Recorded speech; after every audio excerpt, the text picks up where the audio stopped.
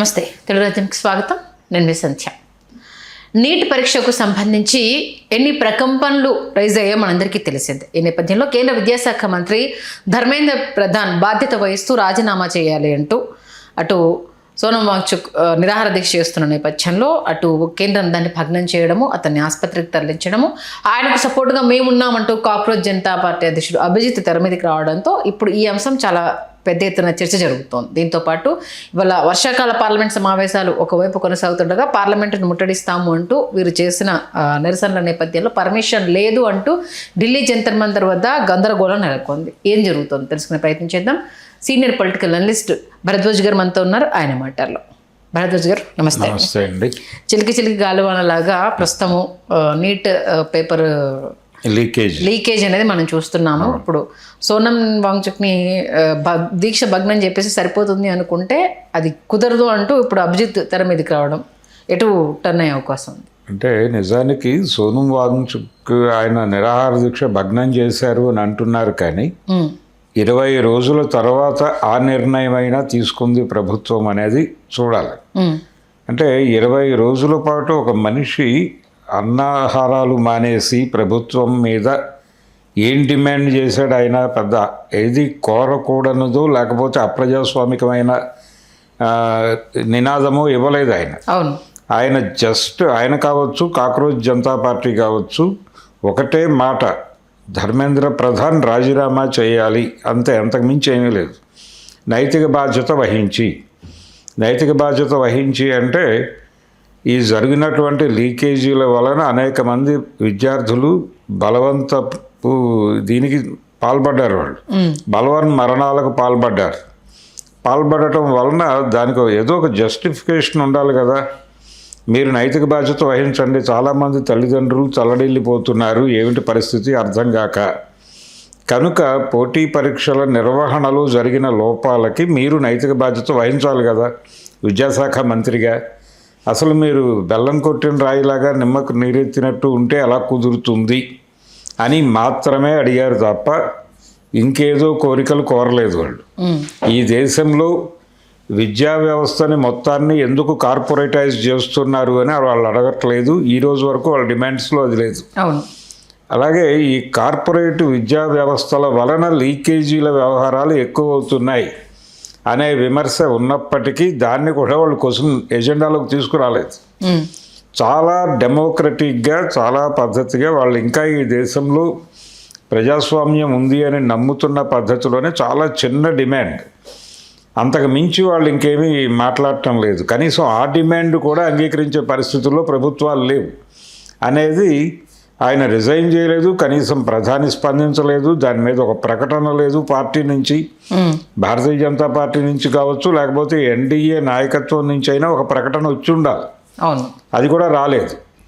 ఇవేవీ లేకుండా అలా కాలయాపన చేసి 20 రోజుల తర్వాత దేశవ్యాప్తంగా రకరకాల చోట్ల దీనికి సంబంధించిన క్యాండిల్ ర్యాలీసో మరొక ర్యాలీసో జరుగుతున్నాయి. కాబట్టి ఆ ప్రెజర్లో నుంచి ఏం చెయ్యాలి, మనం అతన్ని జస్ట్ లోపల పెట్టేస్తే సరిపోతుంది అరెస్ట్ చేసి, నిజానికి ఫ్లూయిడ్ ఎక్కించినా చాలు అని కొంతమంది ఆ ఆందోళనని సమర్థిస్తున్న వాళ్ళు కూడా అనుకున్నారు. అంటే అతనికి ఏదైనా కాకూడనిది జరిగితే ఆ నిందని ఆందోళనకారుల మీద వేయటానికి వాళ్ళు ప్రయత్నం చేస్తున్నారు అని భావించి కనీసం అరెస్ట్ చేస్తే బాగుంటుంది అని కోరుకున్న వాళ్ళు ఉన్నారు. ఫైనల్గా అదే జరిగింది. ఆయన్ని తీసుకెళ్ళి అరెస్ట్ చేసి ఫ్లూయిడ్లు ఎక్కించటం కూడా చాలామంది ఆందోళనకారులు అంతర్గతంగా కోరుకున్నదే. చివరికి అది జరిగింది. ఆ బాధ్యతని ఇప్పుడు అభిజిత్ స్వీకరించాడు. తను కూర్చున్నాడు, నిరాహార దీక్షకి కూర్చున్నాడు. దీంతో పాటు పార్లమెంటు ముట్టడి అంటే ఇది ఒక రకంగా గుడ్డి దర్బారులో దీపం వెలిగించటం లాంటిది, చెవిటి దర్బారులో టముకేసి విషయం చెప్పడం లాంటిది. ఆ ప్రయత్నం చేద్దామని వీళ్ళు ర్యాలీ పెట్టారు. ఆ ర్యాలీని మేము ఎంటర్ కానివ్వమని చెప్పి వాళ్ళు అడ్డుకున్నారు. అంటే 3 అంచెల భద్రతా ఏర్పాట్లు చేస్తున్నామని నిన్న పార్లమెంటరీ వ్యవహారాల మంత్రి ప్రకటించాడు ఆల్రెడీ. అవును, సమావేశాలు నడుస్తున్నాయి కాబట్టి వాళ్ళ నుంచి స్టార్ట్ కాబట్టి. అవును, అంటే 3 అంచెల అంటే పర్టికులర్గా వీళ్ళ ర్యాలీని దృష్టిలో పెట్టుకుని ఏర్పాట్లే అవి. ఈ భద్రతా వలయాలని ఛేదించుకుని పార్లమెంట్ సమీపానికి వెళ్ళి వినిపించాలి అనుకున్నారు వీళ్ళు. ఆ ప్రయత్నాన్ని అడ్డుకున్నారు. దానికి అనుమతి రద్దు చేశారు. అనుమతి లేదు దానికి. అనుమతి కోసం వీళ్ళు ప్రయత్నం చేశారు కానీ వాళ్ళు అనుమతించలేదు. అయినప్పటికీ వీళ్ళు వెళ్ళడానికి ట్రై చేశారు, అడ్డుకున్నారు. లాఠీచార్జ్ కూడా జరిగింది. కొంతమందికి గాయాలు అయినాయి ఈ లాఠీచార్జ్ కార్యక్రమంలో భాగంగా. అంతిమంగా ప్రభుత్వం అంటే లోపల వాళ్ళ ధైర్యం ఏంటంటే పార్లమెంటు లోపల కూడా దీనికి సంబంధించి ఎవరో ప్రశ్నిస్తారు అనేటువంటి భయం లేకపోవడం ప్రభుత్వానికి. ఓకే. ఆ భయం లేకపోవడానికి కారణం ఏంటంటే ఇండియా కూటమిని నడిపిస్తున్నటువంటి కాంగ్రెస్ పార్టీ నుంచి దీని మీద ఇప్పటివరకు ప్రాపర్ స్పందన లేదు. రాహుల్ గాంధీ గారు ఈ కాక్రోచ్ జనతా పార్టీ మూవ్మెంట్ మీద కావచ్చు, లేకపోతే నీట్ లీకేజ్ మీద కావచ్చు, ఈ జరుగుతున్న వ్యవహారాలు ధర్మేంద్ర ప్రధాన్ మొండిగా వ్యవహరించడం పట్ల, ప్రభుత్వం అతన్ని ప్రొటెక్ట్ చేసుకోవడానికి అనుసరిస్తున్న పద్ధతి పట్ల కనీసపు ప్రకటన కూడా కాంగ్రెస్ పార్టీ నుంచి, రాహుల్ గాంధీ నుంచి రాలేదు. దీన్ని కేంద్ర ప్రభుత్వం అడ్వాంటేజ్గా తీసేసుకుని ఎలాగూ పార్లమెంట్లో ఇది ప్రస్తావనకి రాని అంశం కాబట్టి మనం 4 కొడితే తప్పేమిటి అన్న ధోరణిలో వెళ్తున్నారు వీళ్ళ మీద. ఆ వెళుతున్న ప్రాసెస్లో ఇప్పుడు వినిపిస్తున్న లేటెస్ట్ న్యూస్ ఏంటంటే నడ్డా గారితో ఒక 2-3 మీరు ప్రతినిధుల్ని పంపించండి, నేను మాట్లాడతాను అని ఒక కబురు వచ్చినట్టుగా ఒక వార్త. ఇప్పటివరకు ప్రభుత్వం వైపు నుంచి అధికారిక ధృవీకరణ లేదు దీనికి, కానీ కాక్రోచ్ జనతా పార్టీకి ఒక కబురు వచ్చినట్టుగా వాళ్ళు చెప్తున్నారు. మేము ఒక 2-3 ప్రతినిధులం వెళ్ళి నడ్డా గారిని కలవబోతున్నాం, కలిసి ఆయనకి పరిస్థితి వివరించి వారేం చెబుతారో విని దాన్ని బట్టి అంటే నెగోషియేషన్ ప్రారంభమైంది ఇప్పుడే. ఓకే. ఇది ఎటువైపు అయినా టర్న్ తీసుకోవచ్చు.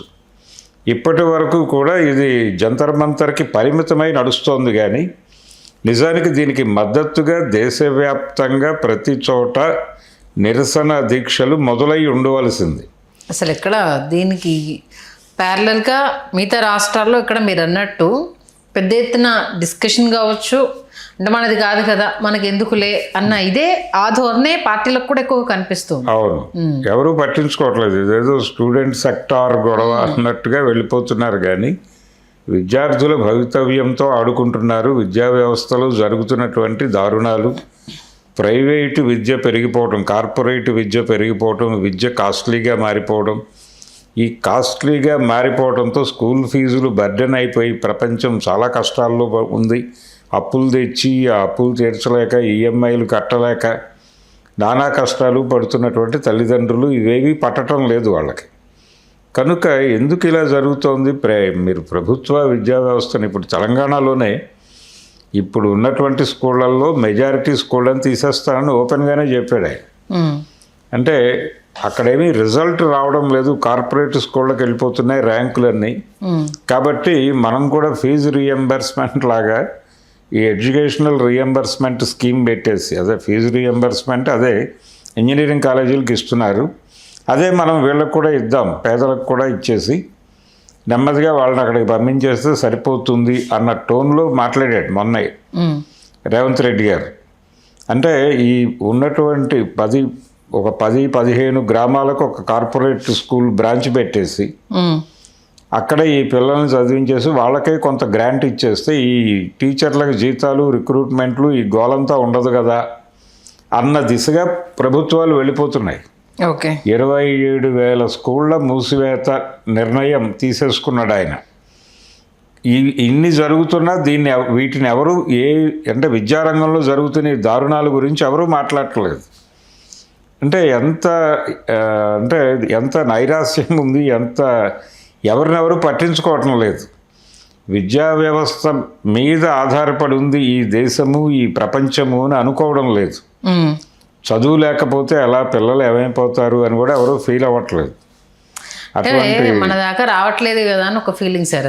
అంతే. ఇప్పుడు ఎలాగో అంటే జనాలు కూడా ఇప్పుడేం ఉద్యమాలు చేసినా దాంట్లో పార్టిసిపేట్ చేసినా వచ్చే మార్పు ఏమి ఉంటుంది, ఆ 10 రోజులకి ఆ నెల రోజులకి డిస్కషన్ తప్పితే తర్వాత మళ్ళీ ఫ్లోటింగ్లో అది కొట్టుకుపోవాల్సిందే కదా అన్నట్టు కామన్ మ్యాన్ ఫిక్స్ అయిపోయారు. అంటే దాన్ని ఎదుర్కోగలము అనేటువంటి ధైర్యం లేదు వీళ్ళకి. ఆ స్థైర్యం కల్పించే ప్రయత్నం రాజకీయ పార్టీలు కలగజేయటం లేదు. అవన్నీ సరెండర్డ్. అంటే దాదాపు అన్ని రాజకీయ పార్టీలను ఏదో పద్ధతిలో లొంగ తీసేసుకున్నారు వాళ్ళు. ఈ లొంగ తీసేసుకోవటం వలన కేవలం లెఫ్ట్ పార్టీలకు చెందిన విద్యార్థి సంఘాల నాయకులు మాత్రమే జంతర్ మంతర్ దగ్గర ఉన్నారు ఈ రోజు వరకు. అవును, హైదరాబాద్లో జరిగినప్పుడు కొంత ఏబీవీపీ ప్రెజెన్స్, ఎన్ఎస్యుఐ ప్రెజెన్స్ కూడా కనిపించింది. జైపూర్లో దాడి జరిగిన తర్వాత, అభిజిత్ మీద దాడి జరిగిన తర్వాత కాన్షియస్గానే ఏబీవీపీ మాయమైపోయింది.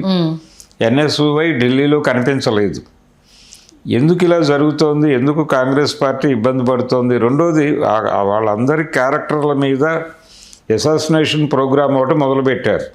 సోను వాంగ్చుక్ గురించి రకరకాల అభిప్రాయాలు సర్క్యులేట్ అవుతున్నాయి. అవును, ఏదో చైనా వెళ్తాడు, పాకిస్తాన్ వెళ్తాడు, వాళ్ళందరితో మీటింగ్లు చేసుకుంటాడు. పొలిటికల్ ఎజెండా తప్పితే ఆయనకు దేశం మీద కానీ విద్యార్థుల మీద కానీ ఏ మాత్రం ప్రేమ లేదు అంటూ రకరకాలుగా వినడం జరిగింది.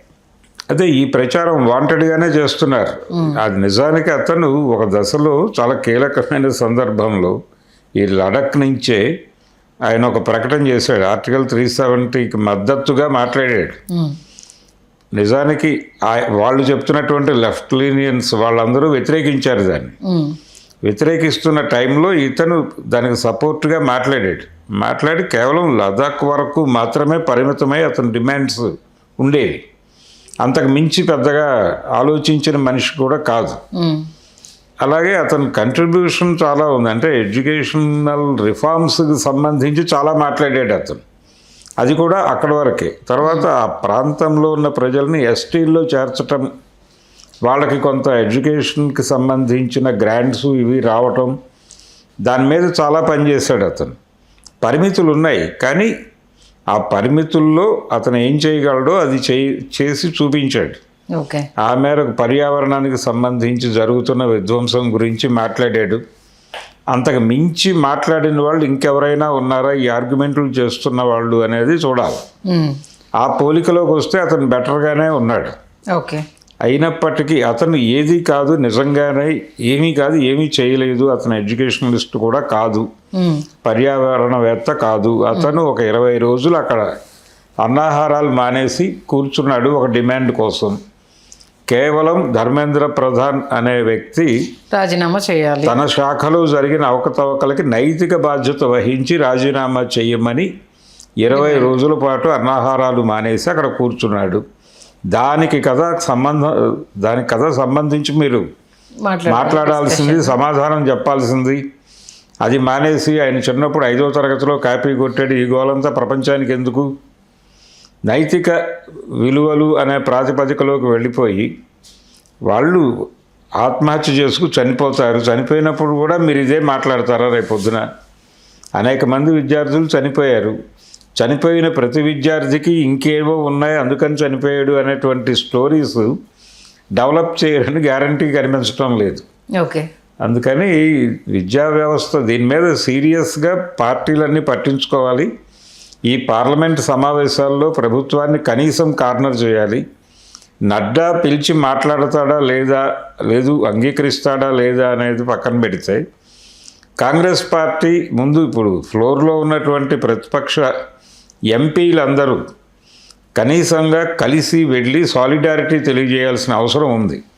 ఆ మూమెంట్కి చేస్తే దేశవ్యాప్తంగా విద్యా వ్యవస్థలో ఉన్న లోపాల గురించి మాట్లాడదాం అనుకున్న వాళ్ళందరికీ ఒక భరోసా దొరుకుతుంది. ఓకే, ఆ భరోసా ఇవ్వలేకపోతే వాళ్ళు పార్లమెంట్లో ఉండి ప్రయోజనం లేదు. ఖచ్చితంగా ప్రయోజనం లేదని ఆల్రెడీ అధికార పార్టీ అనుకుంటోంది. దాన్ని నిజమని నిరూపిస్తారా, లేకపోతే మీలో చేతన ఉంది అని ప్రూవ్ చేసుకుంటారా? ఇప్పుడు పార్లమెంట్లో ఉన్నటువంటి ప్రతిపక్ష సభ్యులు నిర్ణయించుకోవాల్సిన వ్యవహారం వాళ్ళు కాదు. వాళ్ళు క్లియర్గానే ఉన్నారు. వచ్చిన అవకాశాన్ని వాడుకోకపోయినా, ప్రజల కోసం మరి నిలబడకపోయినా రేపు ఆ ప్రజలు మీ వైపు నిలబడలేరు కదా. అవును, సింపుల్ లాజిక్. మీరు అన్నట్టు అది ఎంతవరకు ప్రతిపక్ష పార్టీలు ఆలోచిస్తే చూద్దాం సార్. మంచి విశ్లేషణ అందించారు. Thank you so much. Thank you. Hello, Telugu రాజ్యం ఛానల్ చూస్తున్నారా? సామాజిక, రాజకీయ, జీవన చిత్రణే తెలుగు రాజ్యం. అతిశయోక్తులు అసత్యాలు ఉండవు. రాజకీయ కోణం కాదు, ప్రజా కోణమే కొలబద్ద. తెలుగు రాజ్యం వీక్షణ మీ ఉత్తమ అభిరుచికి నిదర్శనం.